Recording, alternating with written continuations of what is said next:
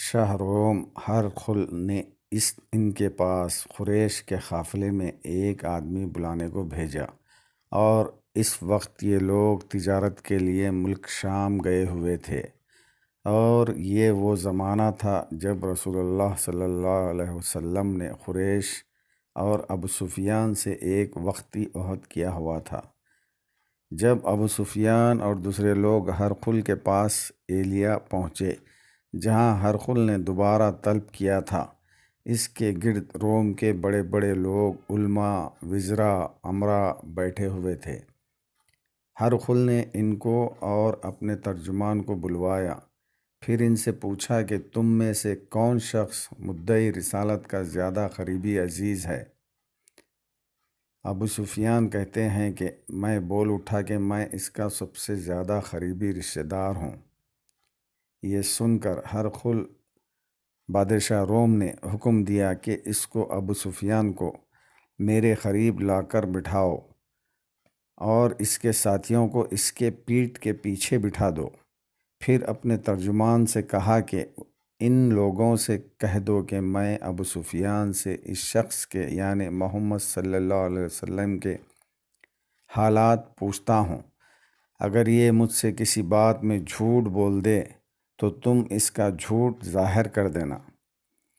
ابو سفیان کا قول ہے کہ خدا کی قسم، اگر مجھے یہ غیرت نہ آتی کہ یہ لوگ مجھ کو جھٹلائیں گے تو میں آپ صلی اللہ علیہ وسلم کی نسبت ضرور غلط گوئی سے کام لیتا۔ خیر، پہلی بات جو ہرقل نے مجھ سے پوچھی وہ یہ کہ اس شخص کا خاندان تم لوگوں میں کیسا ہے؟ میں نے کہا وہ تو بڑے اونچے عالی نسب والے ہیں۔ کہنے لگا، اس سے پہلے بھی کسی نے تم لوگوں میں ایسی بات کہی تھی؟ میں نے کہا نہیں۔ کہنے لگا، اچھا اس کے بڑوں میں کوئی بادشاہ ہوا ہے؟ میں نے کہا نہیں۔ پھر اس نے کہا، بڑے لوگوں نے اس کی پیروی اختیار کی ہے یا کمزوروں نے؟ میں نے کہا نہیں، کمزوروں نے۔ پھر کہنے لگا، اس کے بعد تابعدار روز بڑھتے جاتے ہیں یا کوئی ساتھی پھر بھی جاتا ہے؟ میں نے کہا نہیں۔ کہنے لگا، کیا اپنے اس دعویٰ نبوت سے پہلے کبھی کسی بھی موقع پر اس نے جھوٹ بولا ہے؟ میں نے کہا نہیں۔ اور اب ہماری اس سے صلح کی ایک مقررہ مدت ٹھہری ہوئی ہے، معلوم نہیں وہ اس میں کیا کرنے والا ہے۔ ابو سفیان کہتے ہیں، میں اس بات کے سوا اور کوئی جھوٹ اس گفتگو میں شامل نہ کر سکا۔ ہرقل نے کہا، کیا تمہاری اس سے کبھی لڑائی بھی ہوتی ہے؟ ہم نے کہا ہاں۔ بولا، پھر تمہاری اور اس کی جنگ کا کیا حال ہوتا ہے؟ میں نے کہا، لڑائی ڈول کی طرح ہے، کبھی وہ ہم سے میدان جنگ جیت لیتے ہیں اور کبھی ہم ان سے جیت لیتے ہیں۔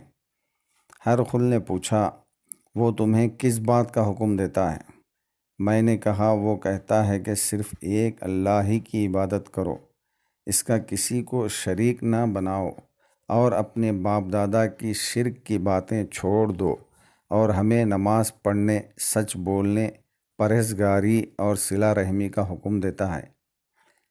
یہ سب سن کر پھر ہرقل نے اپنے ترجمان سے کہا کہ ابو سفیان سے کہہ دے کہ میں نے تم سے اس کا نسب پوچھا تھا تو تم نے کہا کہ وہ ہم میں اعلیٰ نسب ہیں، اور پیغمبر اپنی قوم میں اعلیٰ نسب ہی بھیجے جایا کرتے ہیں۔ میں نے تم سے پوچھا کہ دعویٰ نبوت کی یہ بات تمہارے اندر اس سے پہلے کسی اور نے بھی کہی تھی؟ تو تم نے جواب دیا کہ میں نہیں۔ تب میں نے اپنے دل میں کہا کہ اگر یہ بات اس سے پہلے کسی نے کہی ہوتی تو میں سمجھتا کہ اس شخص نے بھی اسی بات کی تقلید کی ہے جو پہلے کہی جا چکی ہے۔ میں نے تم سے پوچھا کہ اس کے بڑوں میں کوئی بادشاہ بھی گزرا ہے؟ تم نے کہا کہ نہیں۔ تو میں نے دل میں کہا کہ ان کے بزرگوں میں سے کوئی بادشاہ ہوا ہوگا تو کہہ دوں گا کہ وہ شخص اس بہانہ اپنے آباء و اجداد کی بادشاہت اور ان کا ملک دوبارہ حاصل کرنا چاہتا ہے، اور میں نے تم سے پوچھا کہ اس بات کے کہنے یعنی پیغمبری کا دعویٰ کرنے سے پہلے تم نے کبھی اس کو دروغ گوئی کا الزام لگایا ہے؟ تم نے کہا کہ نہیں۔ تو میں نے سمجھ لیا کہ جو شخص آدمیوں کے ساتھ دروغ گوئی سے بچے وہ اللہ کے بارے میں کیسے جھوٹی بات کہہ سکتا ہے۔ اور میں نے تم سے پوچھا کہ بڑے لوگ اس کے پیرو ہوتے ہیں یا کمزور آدمی؟ تم نے کہا کمزوروں نے اس کی اتباع کی ہے۔ تو دراصل یہی لوگ پیغمبروں کے تابعین ہوتے ہیں۔ اور میں نے تم سے پوچھا کہ اس کے ساتھی بڑھ رہے ہیں یا کم ہو رہے ہیں؟ تم نے کہا کہ وہ بڑھ رہے ہیں، اور ایمان کی کیفیت یہی ہوتی ہے حتیٰ کہ وہ کامل ہو جاتا ہے۔ اور میں نے تم سے پوچھا کہ آیا کوئی شخص اس کے دین سے ناخوش ہو کر مرتد بھی ہو جاتا ہے؟ تم نے کہا نہیں۔ تو ایمان کی خاصیت بھی یہی ہے، جن کے دلوں میں اس کی مسرت رچ بس جائے وہ اس سے لوٹا نہیں کرتے۔ اور میں نے تم سے پوچھا کہ آیا وہ کبھی عہد شکنی کرتے ہیں؟ تم نے کہا نہیں۔ پیغمبروں کا یہی حال ہوتا ہے، وہ عہد کے خلاف ورزی نہیں کرتے۔ اور میں نے تم سے کہا کہ وہ تم سے کس چیز کے لیے کہتے ہیں؟ تم نے کہا کہ وہ ہمیں حکم دیتے ہیں کہ اللہ کی عبادت کرو، اس کے ساتھ کسی کو شریک نہ ٹھہراؤ، اور تمہیں بتوں کی پرستش سے روکتے ہیں، سچ بولنے اور پرہیزگاری کا حکم دیتے ہیں۔ لہٰذا اگر یہ باتیں جو تم کہہ رہے ہو سچ ہیں تو عنقریب وہ اس جگہ کا مالک ہو جائے گا کہ جہاں میرے یہ دونوں پاؤں ہیں۔ مجھے معلوم تھا کہ وہ پیغمبر آنے والا ہے، مگر مجھے یہ معلوم نہیں تھا کہ وہ تمہارے اندر ہوگا۔ اگر میں جانتا کہ اس تک پہنچ سکوں گا تو اس سے ملنے کے لیے ہر تکلیف گوارا کرتا۔ اگر میں اس کے پاس ہوتا تو اس کے پاؤں دھوتا۔ ہرقل نے رسول اللہ صلی اللہ علیہ وسلم کا وہ خط منگایا جو آپ نے وہیہ کلبی رضی اللہ عنہ کے ذریعے حاکم بصرہ کے پاس بھیجا تھا، اور اس نے وہ ہرقل کے پاس بھیج دیا تھا۔ پھر اس کو پڑھا تو اس میں لکھا تھا، اللہ کے نام کے ساتھ جو نہایت مہربان اور رحم والا ہے۔ اللہ کے بندے اور اس کے پیغمبر محمد صلی اللہ علیہ وسلم کی طرف سے یہ خط ہے شاہ روم کے لیے۔ اس شخص پر سلام ہو جو ہدایت کی پیروی کرے۔ اس کے بعد میں آپ کے سامنے دعوت اسلام پیش کرتا ہوں۔ اگر آپ اسلام لے آئیں گے تو دین و دنیا میں سلامتی نصیب ہوگی، اللہ آپ کو دوہرا ثواب دے گا، اور اگر آپ میری دعوت سے روگردانی کریں گے تو آپ کی رعایا کا گناہ بھی آپ ہی پر ہوگا۔ اور اے اہل کتاب، ایک ایسی بات پر آ جاؤ جو ہمارے اور تمہارے درمیان یکساں ہے، وہ یہ کہ ہم اللہ کے سوا کسی کی عبادت نہ کریں اور کسی کو اس کا شریک نہ ٹھہرائیں، اور نہ ہم میں سے کوئی کسی کو خدا کے سوا اپنا رب نہ بنائیں۔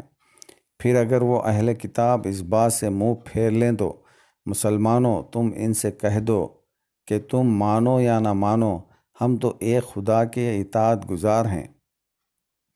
ابو سفیان کہتے ہیں جب ہرقل نے جو کچھ کہنا تھا کہہ دیا اور خط پڑھ کر فارغ ہوا تو اس کے ارد گرد بہت شور و غل ہوا، بہت سی آوازیں اٹھی اور ہمیں باہر نکال دیا گیا۔ تب میں نے اپنے ساتھیوں سے کہا کہ ابو کبشہ کے بیٹے ان حضرت صلی اللہ علیہ وسلم کا معاملہ تو بہت بڑھ گیا، دیکھو تو اس سے بنی اصفر روم کا بادشاہ بھی ڈرتا ہے۔ مجھے اس وقت سے اس بات کا یقین ہو گیا کہ حضور صلی اللہ علیہ وسلم عنقریب غالب ہو کر رہیں گے، حتیٰ کہ اللہ نے مجھے مسلمان کر دیا۔ راوی کا بیان ہے کہ ابن ناطور ایلیا کا حاکم ہرقل کا مصاحب اور شام کے نصارہ کا لارڈ پادری بیان کرتا تھا کہ ہرقل جب ایلیا آیا ایک دن صبح کو پریشان اٹھا تو اس کے درباریوں نے دریافت کیا کہ آج ہم آپ کی حالت بدلی ہوئی پاتے ہیں، کیا وجہ ہے؟ ابن ناطور کا بیان ہے کہ ہرقل نجومی تھا، علم نجوم میں وہ پوری مہارت رکھتا تھا۔ اس نے اپنے ہم نشینوں کو بتایا کہ میں نے آج رات ستاروں پر نظر ڈالی تو دیکھا کہ ختنہ کرنے والوں کا بادشاہ ہمارے ملک پر غالب آ گیا ہے۔ بھلا اس زمانے میں کون لوگ ختنہ کرتے ہیں؟ انہوں نے کہا کہ یہود کے سوا کوئی ختنہ نہیں کرتے، سو ان کی وجہ سے پریشان نہ ہو۔ سلطنت کے تمام شہروں میں یہ حکم لکھ بھیجیے کہ وہاں جتنے یہودی ہوں سب قتل کر دیے جائیں۔ وہ لوگ انہی باتوں میں مشغول تھے کہ ہرقل کے پاس ایک آدمی لایا گیا جسے شاہ غسان نے بھیجا تھا۔ اس نے رسول اللہ صلی اللہ علیہ وسلم کے حالات بیان کیے۔ جب ہرقل نے سارے حالات سن لیے تو کہا کہ جا کر دیکھو وہ ختنہ کیے ہوئے ہے یا نہیں۔ انہوں نے اسے دیکھا تو بتلایا کہ وہ ختنہ کیے ہوئے ہے۔ ہرقل نے جب اس شخص سے عرب کے بارے میں پوچھا تو اس نے بتلایا کہ وہ ختنہ کرتے ہیں۔ تب ہرقل نے کہا کہ یہی محمد صلی اللہ علیہ وسلم اس امت کے بادشاہ ہیں جو پیدا ہو چکے ہیں۔ پھر اس نے اپنے ایک دوست کو رومیہ خط لکھا اور وہ بھی علم نجوم میں ہرقل کی طرح ماہر تھا۔ پھر وہاں سے ہرقل حمص چلا گیا۔ ابھی حمص سے نکلا نہیں تھا کہ اس کے دوست کا خط اس کے جواب میں آ گیا۔ اس کی رائے بھی حضور صلی اللہ علیہ وسلم کے ظہور کے بارے میں ہرقل کے موافق تھی کہ محمد صلی اللہ علیہ وسلم واقعی پیغمبر ہیں۔ اس کے بعد ہرقل نے روم کے بڑے آدمیوں کو اپنے حمص کے محل میں طلب کیا اور اس کے حکم سے محل کے دروازے بند کر لیے گئے۔ پھر وہ اپنے خاص محل سے باہر آیا اور کہا، اے روم والو، کیا ہدایت اور کامیابی میں کچھ حصہ تمہارے لیے بھی ہے؟ اگر تم اپنی سلطنت کی بقا چاہتے ہو تو پھر اس نبی صلی اللہ علیہ وسلم کی بیعت اور مسلمان ہو جاؤ۔ یہ سننا تھا کہ پھر وہ لوگ وحشی گدھوں کی طرح دروازوں کی طرف دوڑے مگر انہیں بند پایا۔ آخر جب ہرقل نے اس بات سے ان کی یہ نفرت دیکھی اور ان کے ایمان لانے سے مایوس ہو گیا تو کہنے لگا کہ ان لوگوں کو میرے پاس لاؤ۔ جب وہ دوبارہ آئے تو اس نے کہا، میں نے جو بات کہی تھی اس سے تمہاری دینی پختگی کی آزمائش مقصود تھی، سو وہ میں نے دیکھ لی۔ تب یہ بات سن کر وہ سب کے سب اس کے سامنے سجدے میں گر پڑے اور اس سے خوش ہو گئے۔ بالآخر ہرقل کی آخری حالت یہی رہی۔ ابو عبداللہ کہتے ہیں کہ اس حدیث کو صالح بن کیسان، یونس اور معمر نے بھی زہری سے روایت کیا ہے۔ صحیح البخاری حدیث نمبر 7۔